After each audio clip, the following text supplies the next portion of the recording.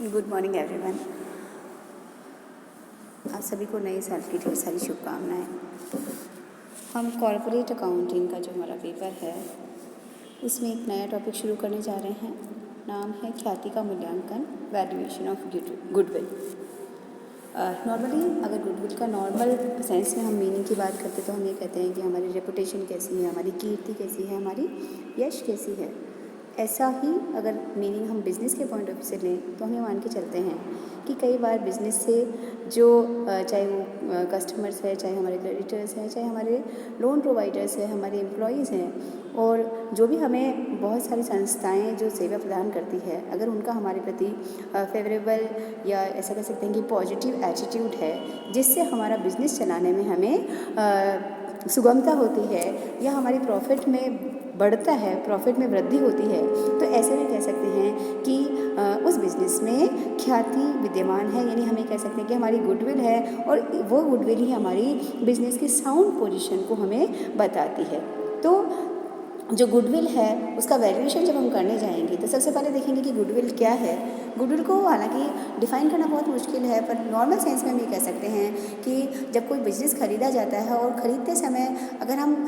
जो उस बिज़नेस की नॉर्मल वैल्यू है उससे ज़्यादा हम पेमेंट करते हैं तो जो एक्स्ट्रा अमाउंट हम पे करते हैं अकाउंटिंग के पॉइंट ऑफ व्यू से, तो ये जो एक्स्ट्रा अमाउंट हम पे करते हैं वो गुडविल होता है। ठीक है, गुडविल को डिफाइन करने के लिए कहा जा सकता है कि goodwill may be said to be that element arising from the reputation, connection और other advantage purchase by the business which enables it to earn greater profits than the return normally to be expected on the capital represented by the net tangible assets employed in the business। यानी हम ये कह सकते हैं कि ख्याति एक ऐसी चीज़ है जिसके विद्यमान होने के कारण, जिसके होने के कारण, जिसके व्यापार में होने के कारण हम ये कह सकते हैं कि वो ग्राहकों को हमारे व्यापार या हमारी वस्तु को खरीदने के लिए आकर्षित करते हैं। ये हमारे जमे हुए बिजनेस को, जो पुराना बिजनेस है उसको, जो नया बिजनेस प्रारंभ हुआ है उससे सेपरेट करती है, क्योंकि जब हम बाज़ार में हैं तो डेफिनेटली हम दूसरों से ज़्यादा प्रॉफिट इसीलिए कमा पा रहे हैं क्योंकि हम जब एस्टेब्लिश्ड हैं तो हम ज़्यादा, हमारी रेपुटेशन है, तो एक जो बिज़नेस की रेपुटेशन है जिसकी वजह से ग्राहक हमारे पास लौट के ज़्यादा आते हैं या जिसकी वजह से हम ज़्यादा लाभ कमा पाते हैं, वो गुडविल कहा जा सकता है। अब जब गुडविल को हम वैल्यूएशन करने जाएंगे तो सबसे पहले हम देखते हैं कि गुडविल की विशेषताएं क्या होती हैं, क्या इसकी फीचर्स हैं, डिस्टिंग्विशिंग फीचर्स क्या क्या है। तो सबसे पहले कह सकते हैं कि ये एक इंटेंजिबल एसेट है, यानी एक ऐसी अमूर्त संपत्ति है जिसको हम नॉर्मली देख तो नहीं सकते हैं लेकिन जिसका एहसास किया जा सकता है। ठीक है, उसके बाद it is not an real asset but not a fictitious asset. ठीक है, लेकिन ये कृत्रिम संपत्ति नहीं है, ये कृत्रिम संपत्ति बिल्कुल नहीं है, ये है अदृश्य संपत्ति है, ये बिजनेस से पृथक अस्तित्व नहीं रखती है। राइट, उसके बाद दूसरे नेक्स्ट पॉइंट हम ये कह सकते हैं कि it always exist with a business but it can not exist by it self. यानी सिंपली से कहा जा सकता है कि ये व्यवसाय से पृथक अस्तित्व नहीं रखती है, इसलिए इसे अन्य संपत्तियों के साथ जैसे हम बाजार में अलग से बेच नहीं सकते हैं। ऐसा नहीं करें कि जैसे हम लैंड, बिल्डिंग, प्लांट, मशीनरी को सेल करते हैं वैसे सिंपली सिर्फ बिजनेस को बेचा नहीं जा सकता है, क्योंकि ये बिजनेस से अलग इसका कोई एग्जिस्टेंस नहीं होता है। बिजनेस में ये होती है लेकिन बिजनेस से अलग करके इसका कोई वजूद नहीं होता है। और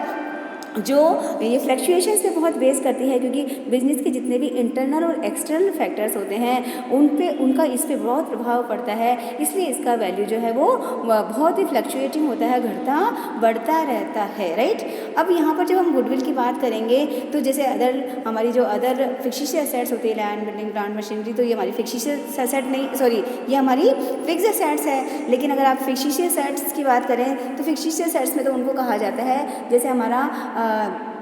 जो गुडविल नॉट रिटर्न ऑफ की बात करें या ऐसे खर्चे जिनको हमने राइट ऑफ नहीं किया है, लेकिन ये हमारी इंटेंजिबल एसेट्स हैं, जैसे पेटेंट्स, ट्रेडमार्क, कॉपीराइट होता है, वैसे ही इसको भी एक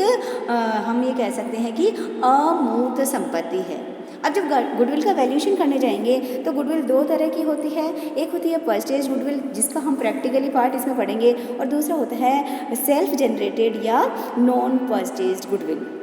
जब किसी बिज़नेस को हम खरीदते हैं और उस बिज़नेस को खरीदते समय उसकी शुद्ध संपत्तियों के मूल्य से ज़्यादा हम पेमेंट करते हैं, राइट। तो ये जो एक्स्ट्रा पेमेंट हमने किया है वो हमारे यहाँ पर गुडविल बन जाती है। यानी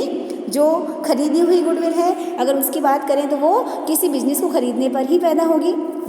गुडविल का वैल्यू जो हम निकालेंगे वो उसकी जो नेट एसेट है, जो नेट एसेट्स परचेज यानी total assets minus total liabilities में से जो माइनस कर देते हैं, तो नेट एसेट्स में से उसका एक्स्ट्रा पेमेंट, उससे वैल्यू तो है 50,000 रुपये, लेकिन आप 51,000 पे करने के लिए तैयार हो,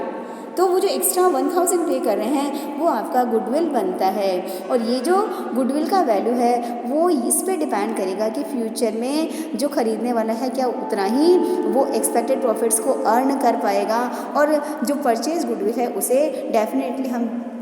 संपत्ति के रूप में बिजनेस की असेट्स में शो करते हैं। दूसरा होता है सेल्फ जनरेटेड या नॉन परचेज गुडविल।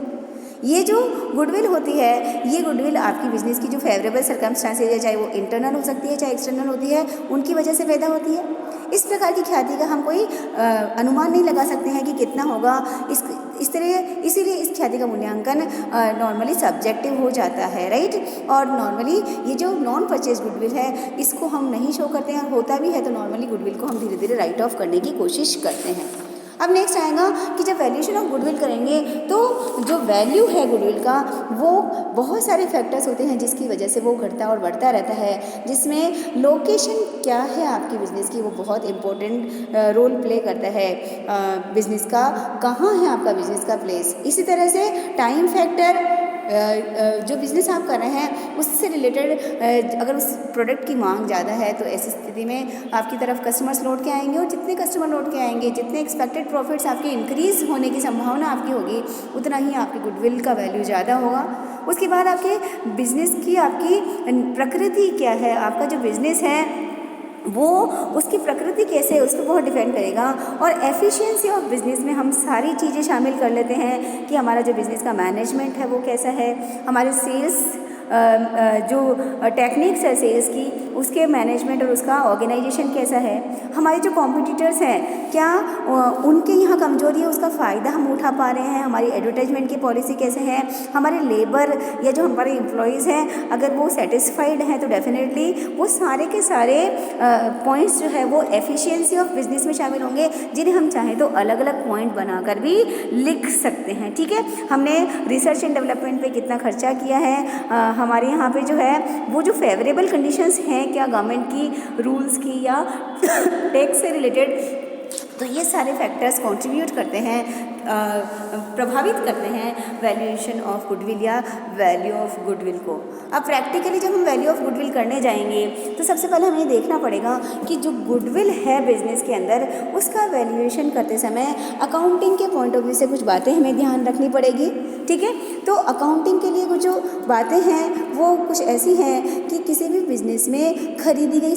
जो ख्याति है, अगर आपने परचेज़ किया है गुडविल में तो हमें क्या करना चाहिए, उसे डेफिनेटली असेट तो मानना ही है, लेकिन जब प्रैक्टिकल पार्ट आए तो धीरे धीरे हमें इसे राइट ऑफ करते रहना चाहिए। यानी आप जब 12th 11th में पढ़ के आते हैं तो आप ये देखते हैं कि गुडविल है तो आप कई बार प्रॉफिट एंड लॉस अकाउंट में लिखा होता है गुडविल रिटर्न ऑफ, कि धीरे धीरे कुछ कुछ वर्षों में इसे राइट ऑफ कर देना चाहिए, क्योंकि ये संपत्ति ऐसी नहीं है जिस पर विश्वास किया जा सके। ये तो बिजनेस की परिस्थितियाँ जो मैंने ये फैक्टर्स आपके सामने रखे हैं उस पर डिपेंड करेगा। तो जितना जल्दी हो सके हमें इसे प्रॉफिट एंड लॉस अकाउंट से राइट ऑफ करना चाहिए। और अगर ऐसा लग रहा है कि प्रॉफिट हमारे डिक्रीज़ होते चले जा रहे हैं तब तो अकाउंटिंग जो कंसेप्ट है, जो प्रिंसिपल है इससे रिलेटेड, वो ये है कि इसे हाथों हाथ ही राइट ऑफ कर देना चाहिए, राइट। फिर उसके बाद जो ख्याति है उसके लिए को कहा जा सकता है कि जब हम शेयर होल्डर्स फंड कैलकुलेट करते हैं तो उसको कैलकुलेट करने के लिए ये ज़रूरी है कि ख्याति के वैल्यू को उसके अंदर हमें शामिल करना होगा, और चाहे वो ख्याति चिट्ठी में नहीं दिखाई गई है फिर भी उसको शामिल करना होगा। तो ये जो कुछ पॉइंट है वही बताते हैं कि गुडविल क्या है, गुडविल की कुछ विशेषताएँ होती है वो क्या होती है, फैक्टर्स कौन से हैं वो गुडविल को प्रभावित करते हैं। तो गुडविल से रिलेटेड जो थ्योरेटिकल पार्ट है वो हमारा यहाँ पर यह आता है कि छोटे छोटे पॉइंट बनते हैं कि what do you mean by goodwill, what are the distinguishing features of goodwill, types of goodwill में हम कह सकते हैं purchase goodwill and sales generated goodwill. और एक छोटा पॉइंट होता है कि राइट एनी 4 फैक्टर्स या 3 factors which affect the value of goodwill. जब गुडविल का वैल्यूएशन करते हैं तो कौन से फैक्टर्स को और हमें ध्यान रखना होगा, राइट। तो ये सारी बातें आपकी थ्योरेटिकली हो गई। अब इसके बाद नेक्स्ट लेक्चर में हमें देखेंगे कि एक्चुअली हम जब वैल्यूएशन करेंगे गुडविल का तो किस तरह से करते हैं, प्रैक्टिकल पार्ट हमारा क्या होता है। Thank you.